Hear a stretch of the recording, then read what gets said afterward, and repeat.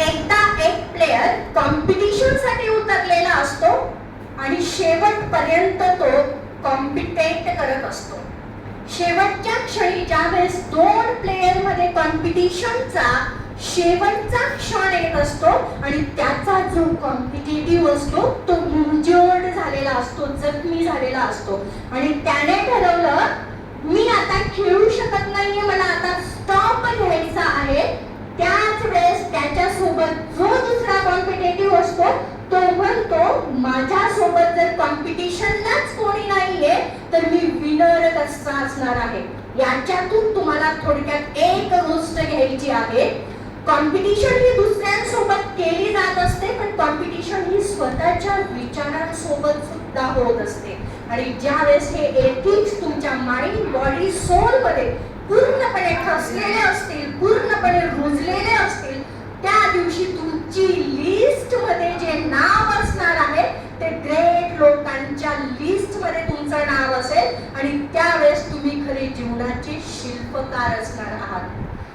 रामकृष्ण परमहंस या ठिकाणी माझे जे फ्रँचायझी मेंबर्स आहेत त्यांच्यासाठी मला जो आजचा संदेश द्यायचा आहे तो म्हणजे असा, ज्यावेळेस रामकृष्ण परमहंस यांची शेवटची वेळ आली, शेवटची घटिका आली, त्यावेळेस त्यांनी सगळ्या शिष्यांना बोलवलं आणि त्या शिष्यांना सांगितलं आता माझा प्रवास संपतोय आणि आता पर्यंत मी तुम्हाला जे जे काही एज्युकेशन दिलेलं आहे, जे जे काही शिक्षण दिलेलं आहे त्याचा वारसा या ठिकाणी नरेंद्र चालवणार आहे. नरेंद्र म्हणजे स्वामी विवेकानंद.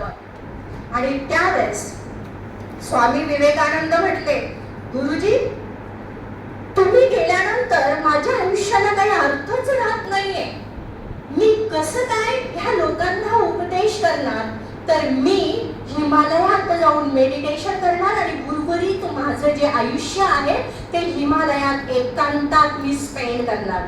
त्यावेळेस रामकृष्ण परमहंस हे त्यांच्या शिष्याला नरेनला स्वामी विवेकानंदांना म्हणतायत नरेन तू एवढा स्वार्थी कसा झालास की तू जे शिकलेलं आहेस, जे ज्ञान माझ्याकडनं प्राप्त केलंय, जे व्हॅल्युएबल नॉलेज तुला दिलं गेलेलं ते फक्त तू तुझ्या पुरतच मर्यादित ठेवतोय का. तर तुझं काम काय असणार आहे, ह्या जगाला उपदेश करायचा आहे. जे जे चांगलं चांगलं मी तुला दिलंय ते ह्या लोकांना शिकवायचं आहे. आणि त्या दिवसापासून रामकृष्ण परमहंस यांचं जे मिशन होतं त्याला सुरुवात झाली. याच्यातून तुम्हाला काय घ्यायचं आहे ते तुम्ही ठरवू शकता. बेस्ट ऑफ लक सगळ्यांना. ट्रॉफी केवढी मिळते, कोणत्या रँकची मिळते त्याच्यापेक्षा तुम्ही कॉम्पिटिशन हॉल मध्ये येऊन स्वतःला प्रिपेअर केलं, स्वतःमध्ये कॉन्फिडन्स डेव्हलप केला, हे तुमच्यासाठी जास्त महत्त्वाचं असणार आहे. All the best all of you.